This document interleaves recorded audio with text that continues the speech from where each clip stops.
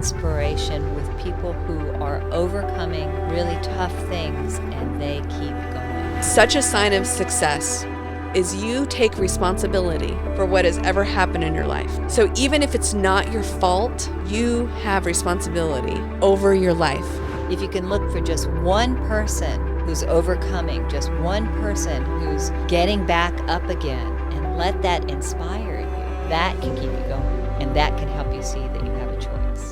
Welcome to the Rethreading Lives Podcast, where we talk about how to take your threads of harm and through the rethreaded process, transform them into something that actually helps you reach your potential. We'll talk with different leaders in our city and our country and find out what they're doing. You'll walk away from listening to this podcast with useful insights and captivating stories on how you yourself can rethread your life and your business. I'm Kristin Keen, and this is the Rethreading Lives Podcast. Welcome to Rethreading Lives Podcast. Today, our guest is Snowden McFall, who is dear to me and has been my coach, my mentor, my friend. I've been watching her for years and then decided I needed some coaching on speaking, and through that got to know her even more. And she has just taught me so much and so much wisdom about the rethreading process. And I'm excited for you all, listeners, viewers, to learn from her today about how to increase your potential. And then I will get to brag about her during the podcast about how she has helped me. So we are going to dive right in. So why don't you tell us a little bit about your company and who you are? So I own Fired Up Professional Speaking and Coaching. I have been a professional keynote speaker for 27 years, and I'm an author of 6 books, including Fired Up, How to Succeed by Making Your Dreams Come True. That has sold 65,500 copies worldwide so far, still selling. I am also an executive coach, and I coach leaders in confident public speaking, stress and burnout prevention, and making more money. We all love that. Ian, didn't you recently win a big award? I did. What did you win? I was named the top public speaking coach of the year for 2024. Woo-hoo! Yeah, thank you. Yeah, because you got to travel for it and stuff, right? I did. I was in Toronto, and then I have to go to Nashville in December. 2 trips for this? Yes, 2 trips. Did you? Wow, that's exciting. Yeah, the Nashville trip is black tie, too. That's kind of fun. That is fun. That is very fun. Yes. So I actually have a question. Where is your name from? It's a family, passed down through the family, Scottish ancestry. And technically, my first name is Anne. I never use it. Oh. I always go by Snowden. My mother and I had the same name, and I always go by Snowden. Really? Yeah. Do you know what it means? No. Okay. No, but I do know that I had a lot of silly weather-related nicknames growing up. Yeah. It's almost brave to choose. Why do you think you chose Snowden and not Anne? Well, they gave it to me. I mean, they started calling me that when I was little, so I've always been called that. So you're on your birth certificate, Anne Snowden McFall. And Right. Didn't, as you know, I didn't take my husband's last name because it's Whiting, and I would be Snow White. Yeah. So I would love to talk with you today. So for our listeners, the Rethreaded process is something that we've developed at Rethreaded based on our years of experience working with women who have gone through hard things, that we watch these women do these amazing things and heal and reach their potential. So we've kind of given it names to what we've witnessed. So time, community, vision, purpose, openness, and how these all work together to increase our capacity to hold all that life has to offer. The yuck and the yay, the good and the bad. That's how, and the more that I am thinking about this process, witnessing this process, interviewing people, I think so much of what makes a person successful in life is their ability to hold the good. I'm not even going to say the good and the bad, because it depends on your perspective. The harder things and the really good things. Mm-hmm. And they have this capacity to hold it all with love. Right. So maybe you could tell me a little bit about your coaching philosophy. Like, what are you what does potential mean to you? How are you helping people increase their potential? And let's just start there. So my theme line is igniting greatness in achievers. And that's really my sweet spot. You know, I'm not great with people who don't want really to make a move, who don't want to change. I've got somebody else I refer them to. Really? And that person is a specialist in strugglers. Yeah, that's not my strength. Really? Yes. And my area is really helping people who are ready to make a change, who want more out of life, who want to grow to the next level. And I can give them some tools and they just soar. And that's deeply gratifying. And that's what happened with you. And that's what happened with my other clients. And so my philosophy of coaching is a little different. I really believe I coach the whole person. Mm-hmm. And so while the entree to me might be professional speaking, somebody might say, oh, I want to be a better speaker. I'm nervous when I speak in public. I uncover what it is that's making them nervous. Mm. And we clean that up. And then we can address the public speaking. But it's also, you know, it's impossible when you work with somebody to not find out, if you're doing it right, I believe, to not find out more about who they are as a person. And that means every aspect of their lives. So like, for example, right now I'm coaching an Asian gentleman who's very soft-spoken because his culture is where he's from is he's supposed to be very soft-spoken. And he's now in a job where he has to be commanding and he has to be the leader. And so it's a big transition. So if I didn't pay any attention to what his background is and what his concerns are and where his comfort levels are, I wouldn't be able to be effective helping him be the kind of leader and speaker that he wants to be. Which is, I do that in this difference because sometimes I feel my experience has sometimes been someone is just telling you what to do. Yes. Instead of knowing, like instead of telling someone to stop, don't be nervous. Yeah. Here's some tools, don't be nervous. And instead of getting down to the core issue. I know, because one of the first questions you asked me was, how do you take care of yourself? Mm-hmm. What do you do for fun?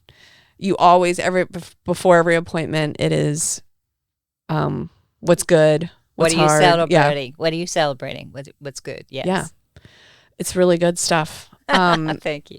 So as you look at the Rethreaded process, we have time, which is our most precious commodity, purpose, which is how you show your love into the world, community, the people around you, vision, do you believe in something big enough to move forward? And openness is ability to be honest and vulnerable with what is. So as you're looking at your clients, what do you see in them that allows them to move forward and reach their potential? Like of these ingredients, do you have words that you could put into that? So I think that to be a good speaker, I'll just use that aspect. Let's start there. Start there. Because really, there's a deeper thing to being a great speaker. Yes, there learned. Is. Mm-hmm. You've got to be aligned with your why, which is, so you're talking about purpose. Mm-hmm.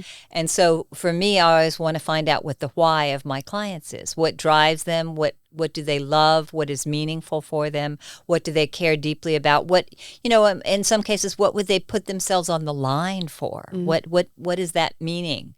And so that why is their purpose. And so that's critical for me to find out and to work with them in terms of what they want to do for their next steps. And obviously for vision, where are they going? Because that's always, as you know, I'll do visualization with my clients and I want to know where they want to be 1 year, 3 year, 5 years from now, even longer. So that vision is part of the process of guiding them. And if I don't have a clear sense of their vision, I can't be as effective.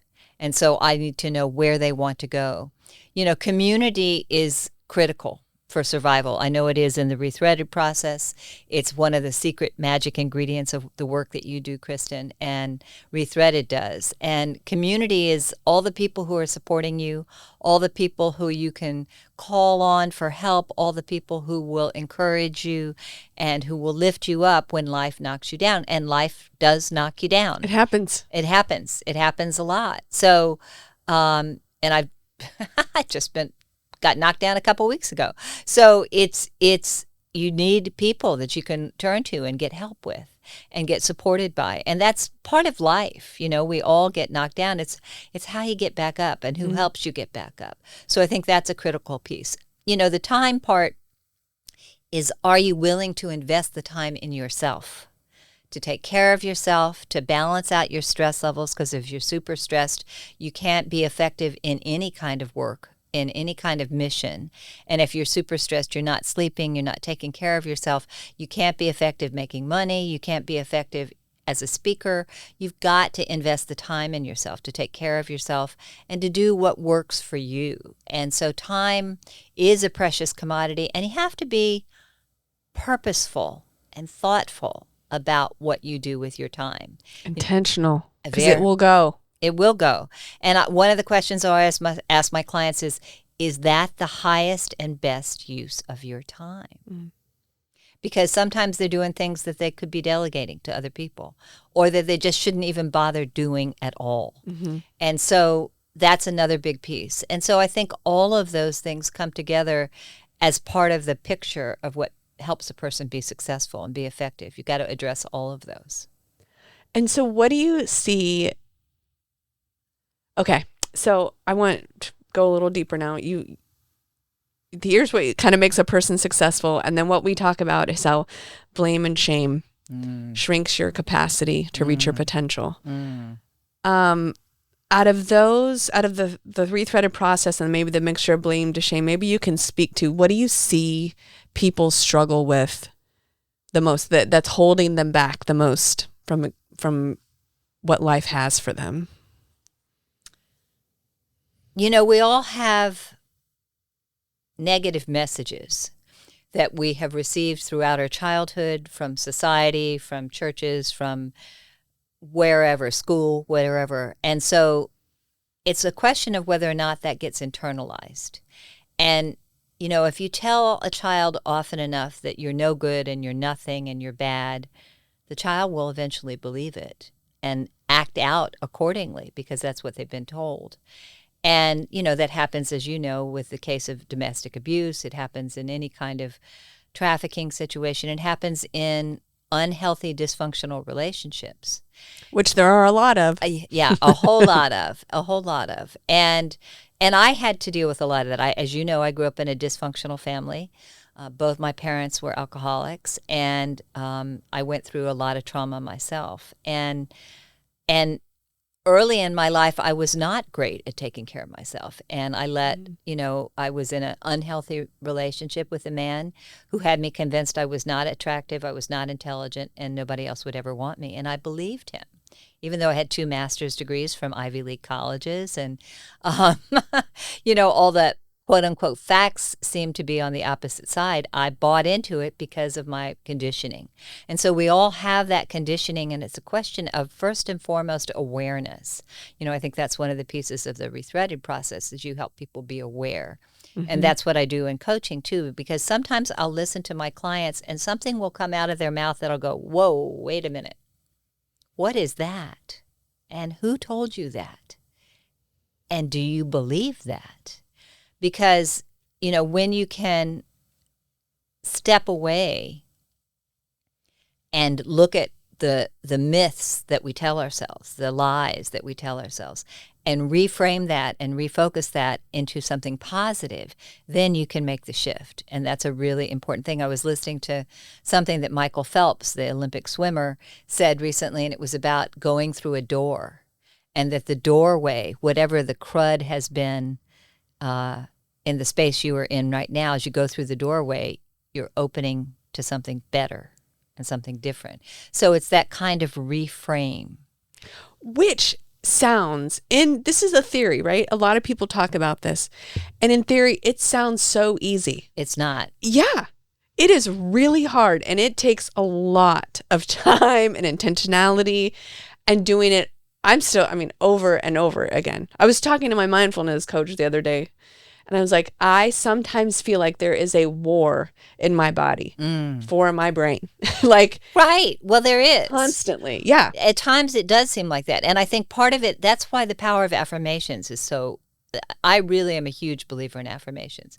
Because as soon as I wake up and I start making the bed, I've got a whole track of affirmations that are so ingrained in me that I just start saying them, and they get ingrained in my system. And those affirmations counteract the negative feedback that I've been given or that I give myself because I'm my own worst critic.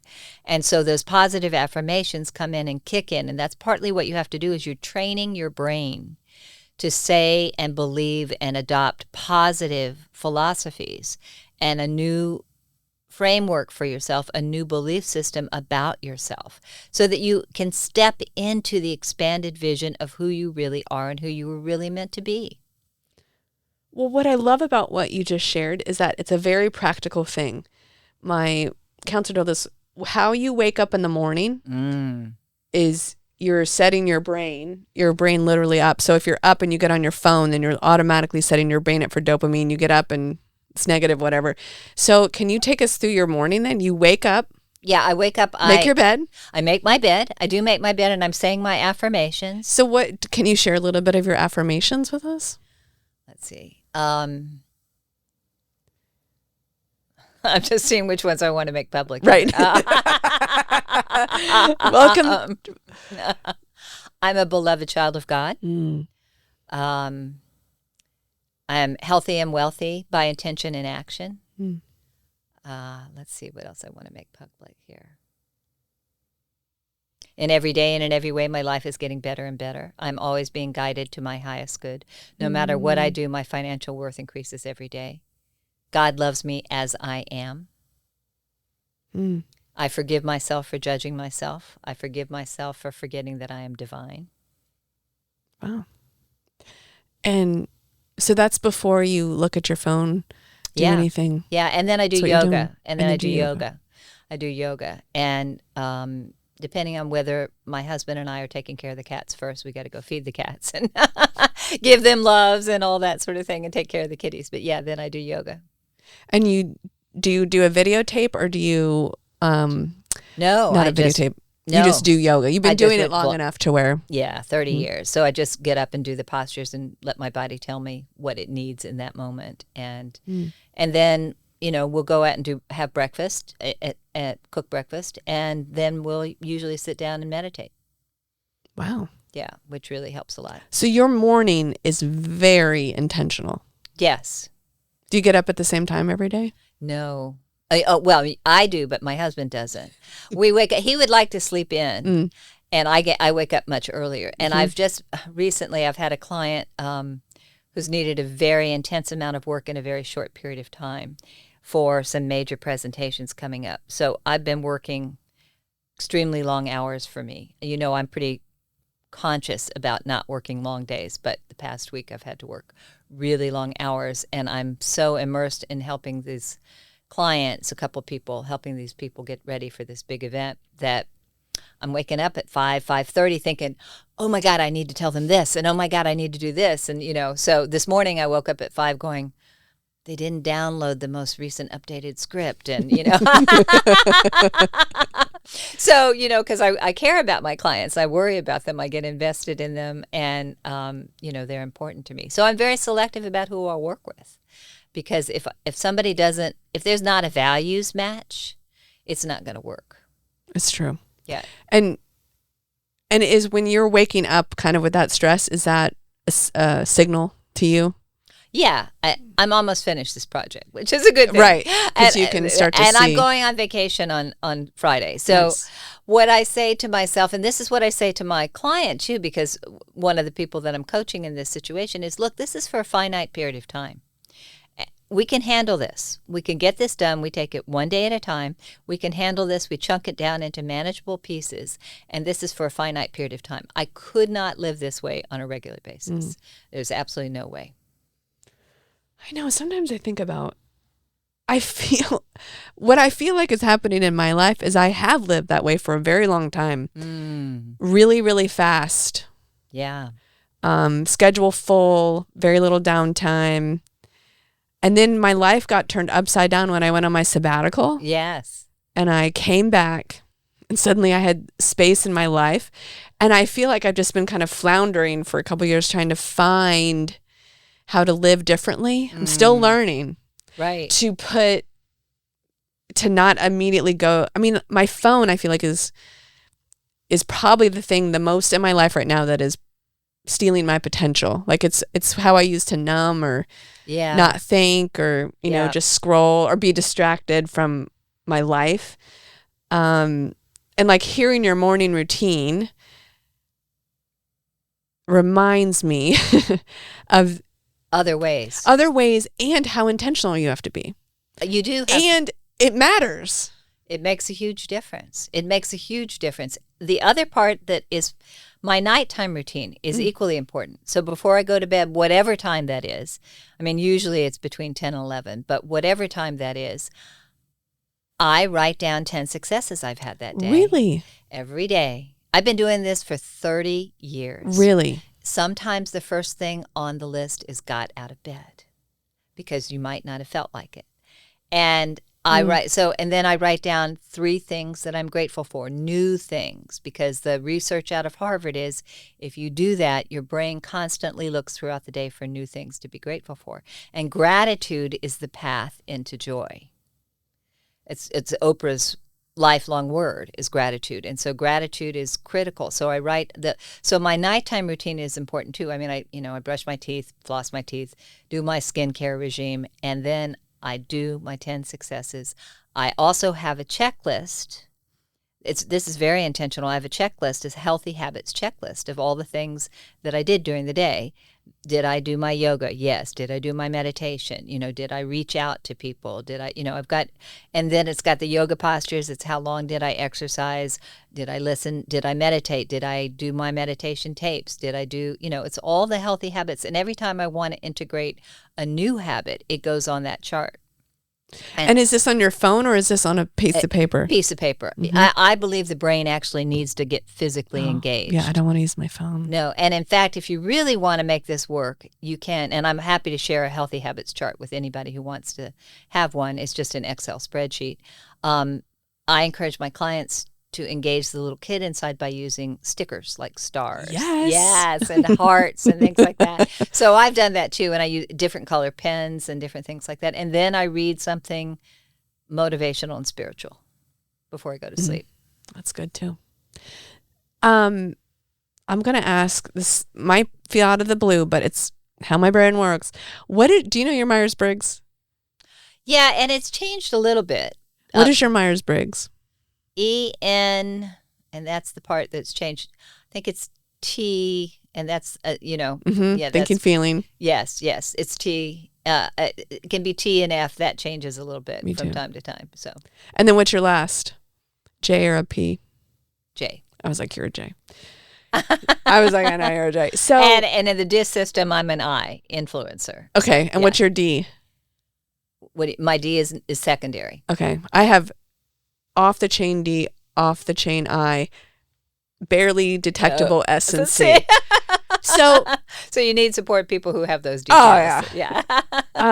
But that is one of my questions that I keep asking myself over and over again. Like a lot of the leadership books you read are like, you're steady and you're consistent.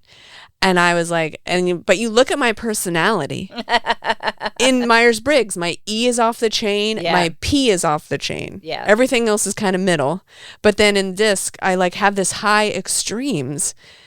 How do you coach someone to consistency because I can see how inconsistency stop you from reading your potential, but well, and it's so funny you should mention this because I just led a training all day Saturday for a company on DISC.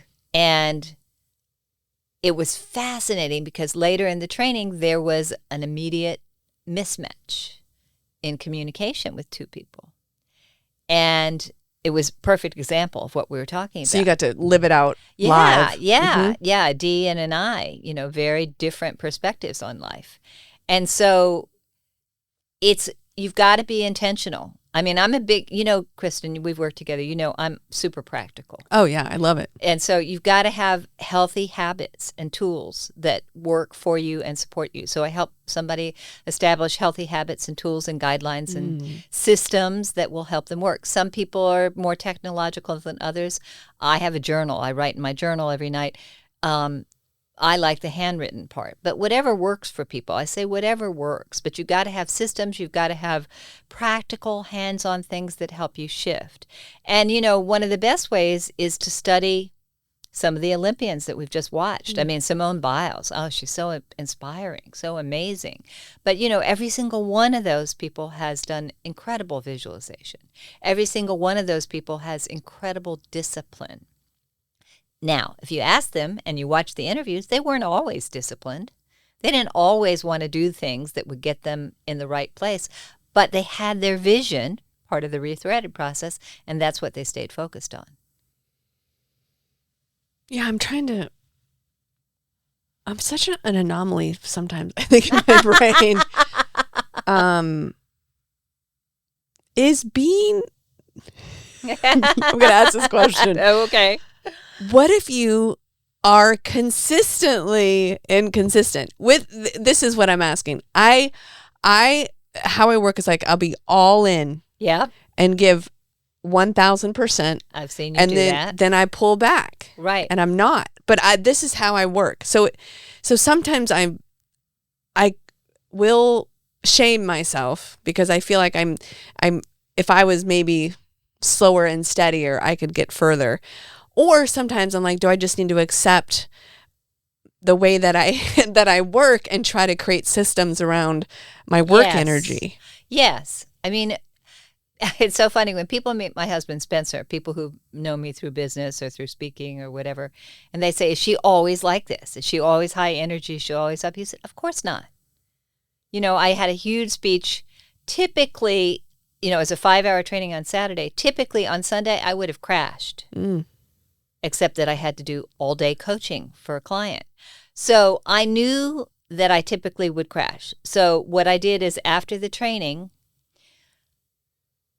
I did downtime and I decompressed. I do that often by reading, sitting outside, being with the cats. And then I went to see our best friends and we had dinner and laughed and played games. So I was not thinking about work at all. And then I got a good night's sleep, which I really, really needed because sleep is absolutely critical. And so, but I'm still dragging a little bit because I usually need that extra downtime afterwards. I know myself, I can go, and then I've got to recharge. And you're the same way. And so you go, get what you have to get done and recharge. And so set your schedule up for that. Know that about yourself. If you've got a speaking engagement, because I know you do speaking, you do the same thing. Okay, speaking that day, next day off. And also for me, my husband knows, get me to the beach. For you, it's the ocean or the water. Yeah. But get me to the beach. And if I can get to the beach, instantly my stress levels will come way, way down. And so he tries his best to get me there at least once a week. Because he knows I'll be a much better person if I am. I know, and I'm thinking of my schedule next week. And I am so excited about this. I get to do a 3-hour training at Rethreaded and train our whole staff. Fabulous. In the Rethreaded process and purpose. But then I'm thinking of my calendar. So change your calendar. And it is, I was like, I didn't give any capacity for. So this is what you call renegotiation. And almost everybody in the world is open to renegotiate. So you say, I can't, I've discovered there's a glitch. I'm doing this huge training. I need to renegotiate and change our appointment for a couple days out. I need to renegotiate it. Because if you were sick, you would have to renegotiate it. This is self-care. You make self-care a priority. And not feel guilty. The blame, shame thing that you're talking about, it's what we do with it inside of ourselves and how we handle it inside of ourselves. And so part of the reframe for you is to say, this is how I take care of myself. Always take care of yourself first so that then you can take care of others. This is how I can best serve the women at Rethreaded, is to go take care of myself. Still working on it. Hey, we're all works in progress. Why do you think I've written 2 books on stress? I know stress really well. I've lived through it. I went through burnout. I understand it.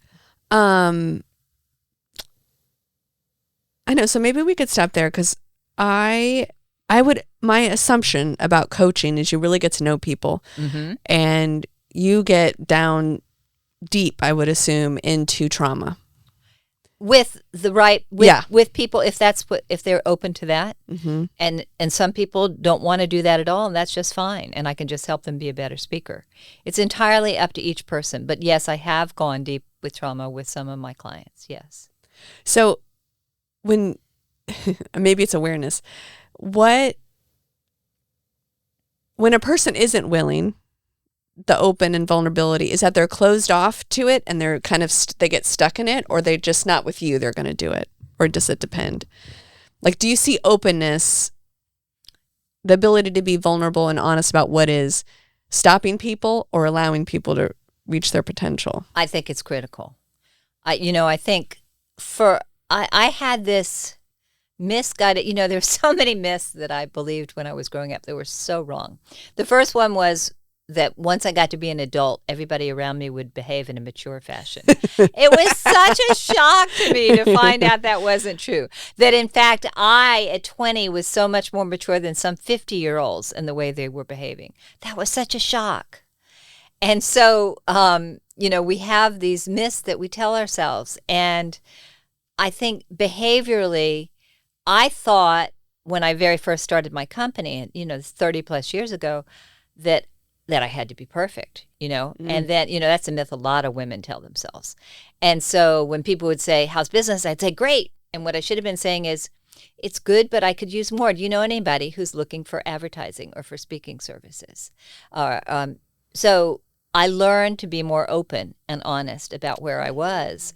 And as a speaker, you absolutely, if you care about connecting with your audience at all, and don't bother being a speaker if you don't, if you care about being a speaker at all, you have got to be vulnerable. That does not mean you do therapy with your audience. Right. But it does mean you tell the truth about who you are. You share the mistakes that you've made and the lessons you've learned from them. My introduction is very specific. It has, and I wrote it very intentionally. It has humor about my name because people always want to know, what is this name? It has jokes about that. It talks about growing up in an alcoholic family. It talks about the fact that I was named National Women in Business Advocate of the Year by the SBA and honored at the White House. That was a seminal moment in my life, deeply humbling.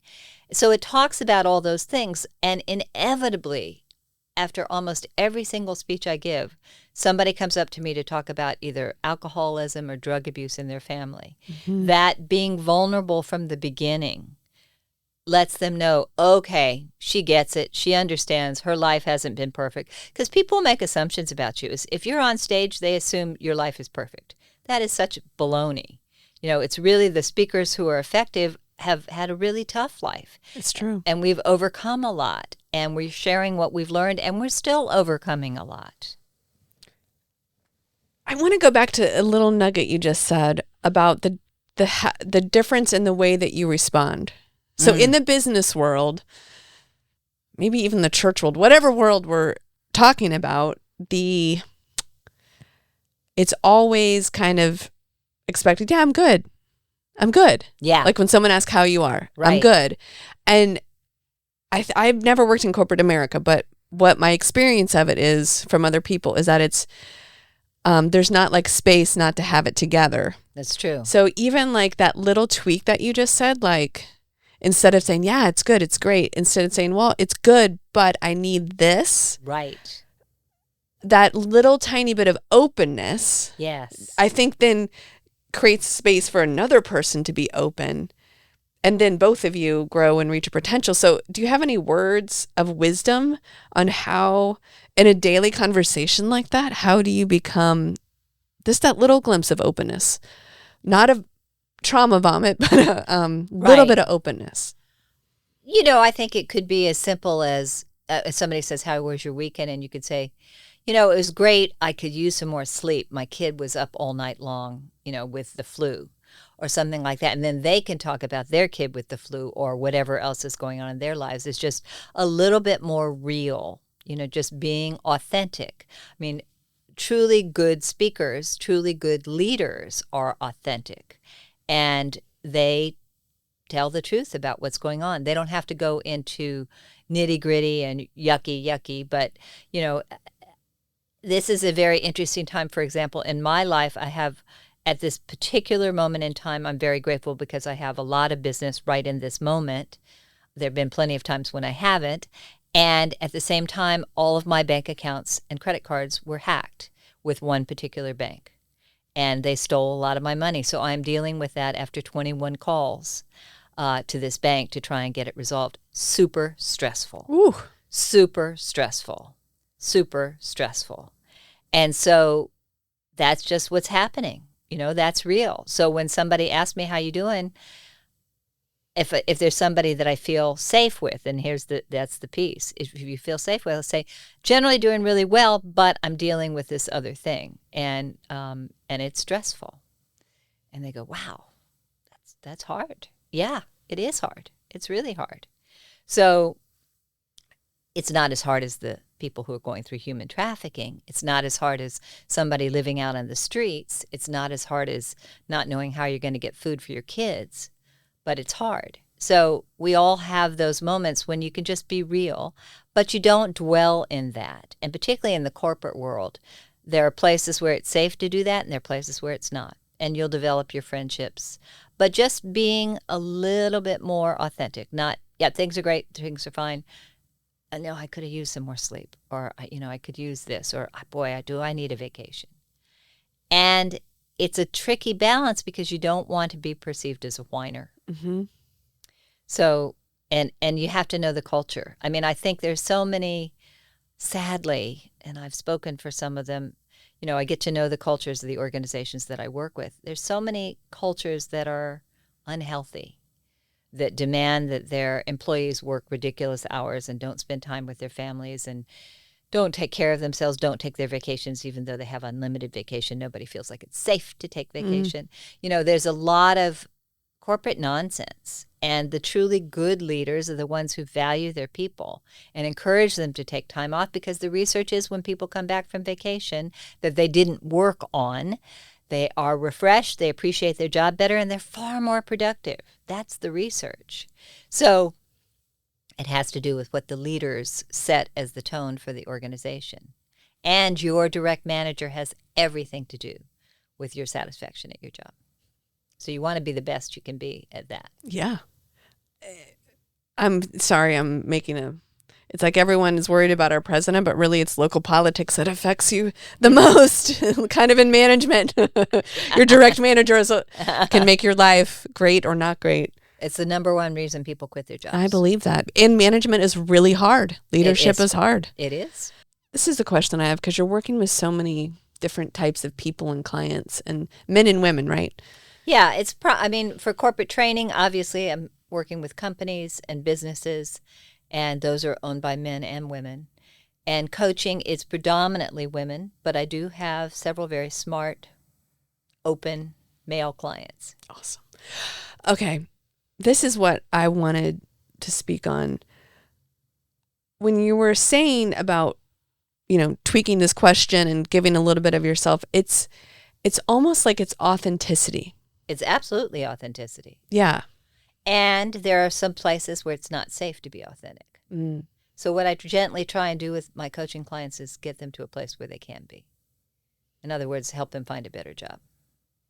And several of my clients have moved Found jobs. a better job. Have left and moved better. And they've gotten promotions and made more money. So, and and I encourage them, if they're not going to move, and that's fine too, it's entirely up to them. It's their life, their choices.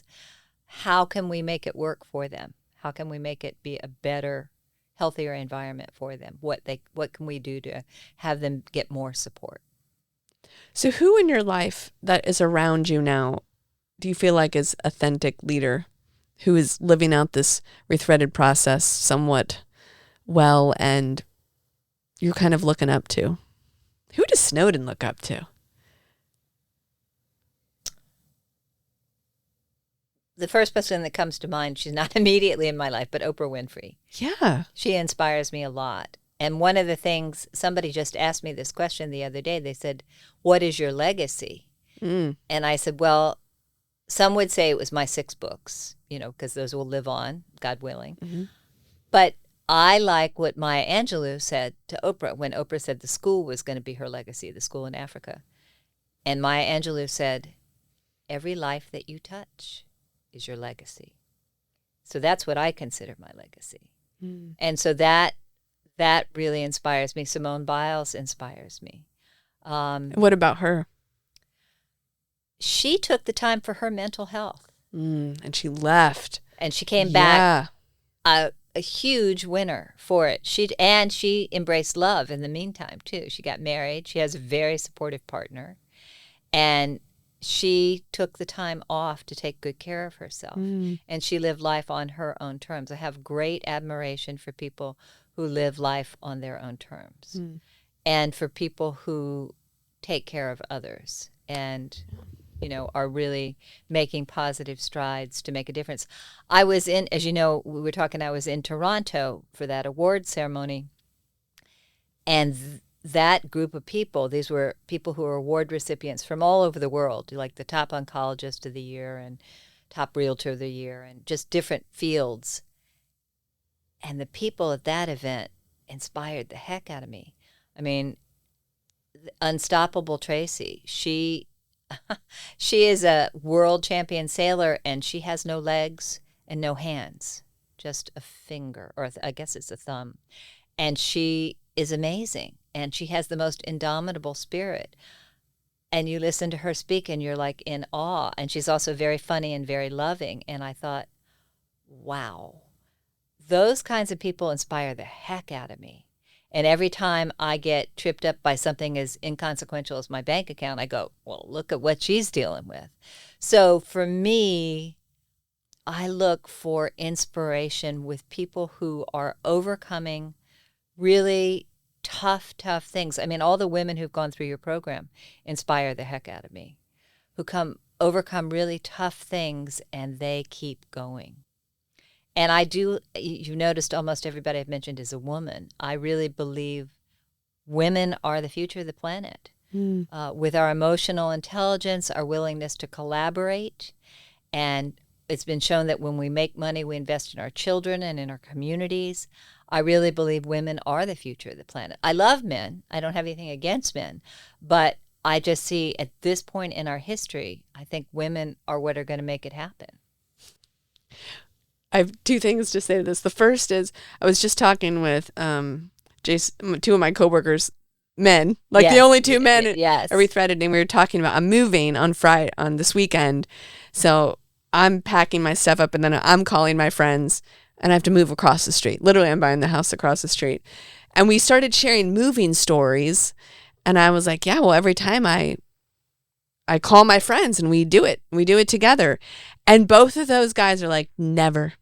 They've never asked their friends. They'll move all their stuff on their own. What? And then maybe when it comes to heavy stuff, they'll let their friends help them. Oh, really? But yeah, so I was just like that. To me, I was like, oh, that's a difference of the collaboration of women. No, we borrow our friends' bigger cars and vehicles so that we can move all of our art. Our friends come over and help us paint the house when we move. Paint from one place to the other. There's touch people, Oh man, you ask for help. I mean, there's an answer to your question about being open and vulnerable. Asking for help is a major doorway to vulnerability, because so many people are afraid to ask for help, and asking for help enables other people to be of service to you. You really do people a disservice if you do not allow those around you to help and support you. So true. Shirley on the podcast, she's one of our survivor leaders, said that. She said it changed, the moment really that changed her life was when she asked for help. It is. Because she kept trying to do it on her own. And you can't. Nobody can. We all need each other. We need God. We need support. We all need each other. And you got to ask for help. That's a major doorway for vulnerability and openness, I think, is asking for help. Because then it allows you to interact with community who can speak to your purpose, who help carry your vision. Exactly. So a lot of people that you were mentioning. Yes. Oprah Winfrey, Simone Biles, the woman that is the sailor with no feet, no arms. So no legs. And no feet. What I find so powerful about the Rethreaded process is that such a sign of success is you take responsibility for what has ever happened in your life. Absolutely. So even if it's not your fault, right. you have responsibility over your life. That's right. Which is something that I honestly struggled with that question so much because I watch women be exploited over and over and over and over again at not of their fault. Right. And then they're left with the mess. Right.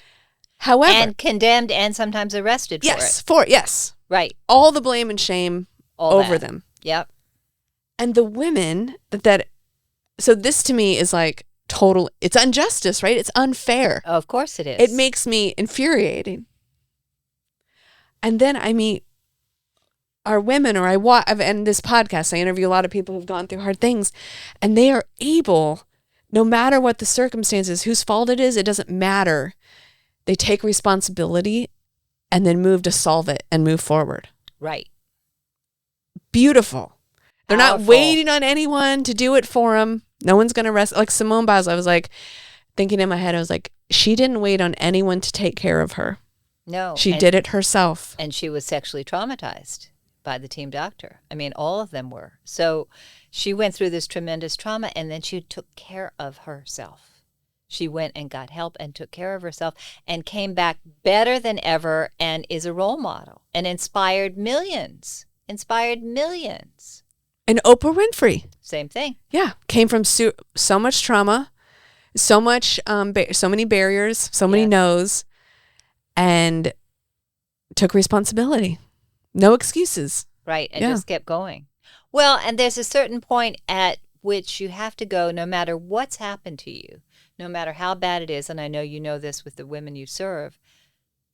You have to go, okay, so what am I going to do about it now? Yes. And it's not what's happened to you, it's how you react to it. Yes. And that how is the rethreaded process. Yes, and it's how you respond to it. I mean, because you always have a choice in any situation. Somebody cuts you off on the highway. You can scream and yell obscenities. You can catch your breath. You can say a prayer. You can send them good thoughts. You can smile. You can laugh. You can turn on the comedy channel on your radio. You can do 1,000,001 things. And I'm not saying that I don't sometimes scream. Mm-hmm. Yeah. But you have a choice of how you respond and react in any situation. One of the things on my list of my daily habits chart is kind driving. Oh. Because I can get frustrated and impatient when people are behaving badly on the roads. Listeners, we will put this list out there for you. I want to be able to, And not judge yourself when you don't check the box off hard, at the night. You know, when you check it off and you go, I could have been nicer to that person. You know, because in general, people think I'm a really kind person, and I am. But sometimes I'm impatient in the car. And so when people are doing jerky things, I'm not real happy about it. And I'm working on that on myself. Which is beautiful. Thanks. Yeah, I mean, exactly what you said. It's about, so what I think happens in the world is blame and shame, the tape in your head. They make you believe that you don't have a choice. Right. I mean, because if there's a choice in every situation, trauma, hard things, what I believe is human trafficking steals your ability to realize there's a choice. Right. Through all the circumstances, the 72 barriers to leave, the trauma to your brain. But I think that's for so much of us in life, is I think to reach your potential, those are the people that always realize they have a choice, that no one can take that from them. And that is super powerful, that there's always choice. And sometimes my blame and shame make me believe that I don't have a choice in this situation, that I'm powerless. I think we've all felt like that. I think particularly those of us who've been through trauma.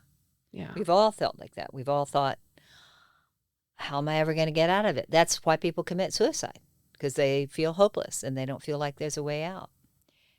And that's not true. And that's not true. And part of the healing and reaching your potential is believing that there's choice. Well, and I think that's where seeing somebody else who's done it. I know for me, at 30-year career, there's been a lot of ups and downs. And as an entrepreneur, I had 10 employees and owned an office building and all this. And at one point in my career, it was like, wasn't going so well. And I went to this big motivational event, that big rah-rah event they had at the Boston Garden. I was living in New Hampshire at the time. And I remember I paid the extra to go see, have breakfast with Zig Ziglar and lunch with Brian Tracy. And I had sent Zig my Fired Up book, and he knew it and recognized me when I came through the door and greeted me so warmly. Zig was an amazing man.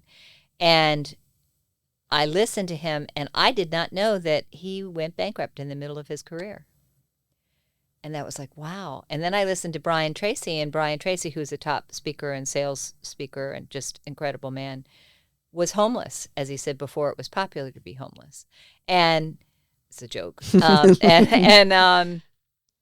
That piece of information from each of those men that I admired so much gave me hope to go on. Because I went, oh, wow, okay, even these super successful speakers have bottomed out, and they got back up, and look at where they are now.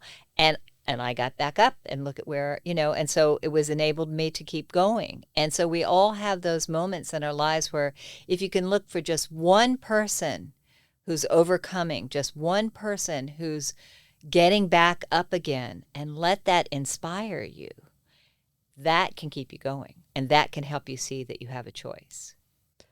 I mean, it's the game changer at Rethreaded.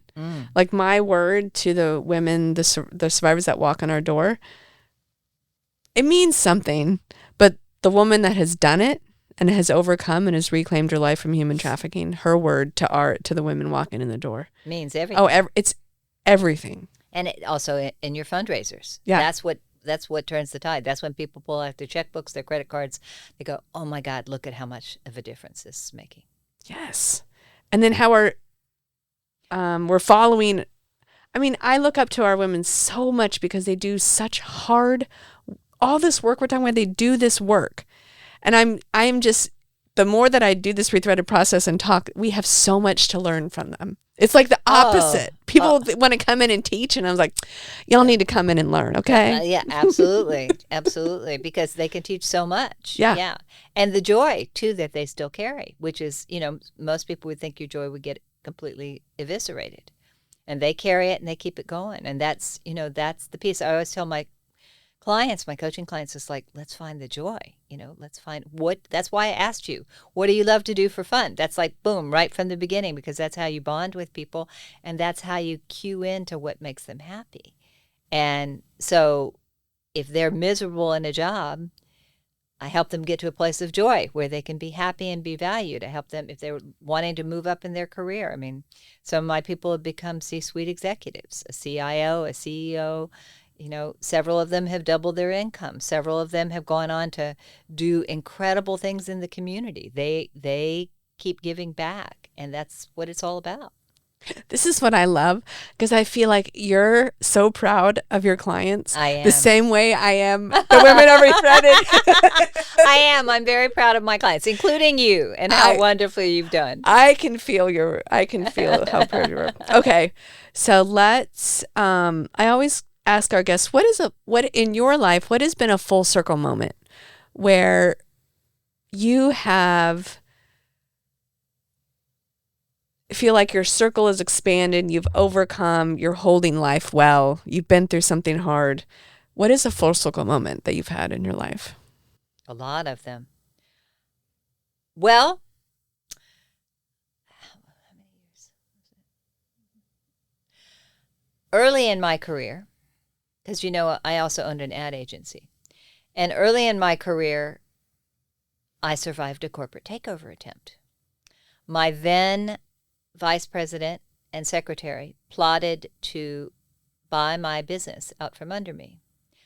And they had gone to the rest of my staff and told them that everything I said was going to be out, and they were going to be in, and they were going to be in charge. And they had created a lot of unrest. And I didn't know any of this. But I got a call from a business broker who said, I have somebody who wants to buy your business. And I said, well, business isn't for sale. And he said, well, think about it, because I've got people who want to buy your business. I was like, okay. And a month went by, and I woke up in the middle of the night, and God told me, it's your people. It's these two people. And I went, oh, my God. And so, and I was about to leave the country for a week for corporate training. And I knew that I had to protect the company. And so I let them think. I called the business broker, and I said, is it so-and-so and so-and-so? And he said, yes. And I said, okay. And I said, let them know that I will be willing to talk to them about terms when I get back, because I didn't want them to destroy the business while I was gone. And then I came back, and I asked them to go across the street to get a cup of coffee. And I sat down with the rest of my staff, and I said, here's what's going on. I'm about to fire them. If anybody wants out of your contract and wants to leave with them, you can go, but this has been devastating for me personally. I felt very betrayed. And they all were completely relieved and thrilled that I was going to stay and those other people were going to leave.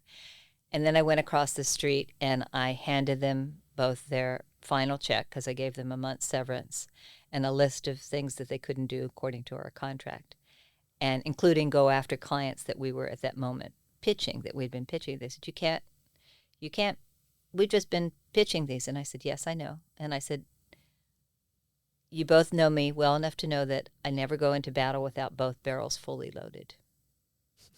Don't mess with me. And they left. And then they bugged my phones. Her husband was a telephone guy, and he used to brag that he could bug phones, and he bugged the corporate phone. So every time a new prospective client would call us, they would call the client. They started a competitive ad agency, and they would call the client immediately afterwards. And one of the potential clients called me back and said, I don't know what's going on. I called you, and then I get this call from this other agency immediately. Something's weird. So I happened to know the attorney general and in the state, and I called them, and I said, on the bugged phone, I said, I need help with this because my former employees are bugging my phones. And that stopped it.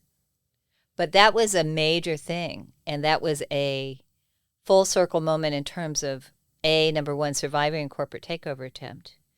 B, number two, the hurt, the betrayal. I mean, that was what I felt first. Obviously, a lot of anger, too, but a lot of hurt and betrayal, because these were people I had invested in and cared deeply about. And, you know, the need to make sure my company was safe and they weren't going to try and steal my clients and do all that, and just to be financially and fiscally solvent and all of that. And then eventually to move to forgiveness. And so that was the harder one. That's the one that took longer. You know, I think the forgiveness piece, just like any trauma that you go through, but the forgiveness is not for them, it's for me. And so I always believe in forgiveness and for your own personal healing. And I coach my clients to that. But that was a major learning. And I ended up on CNN talking about it. Wow. It was with my first book, Fired Up, and the hook line that my PR agent had used. She had corporate takeover attempt as one of the things, and he brought it up.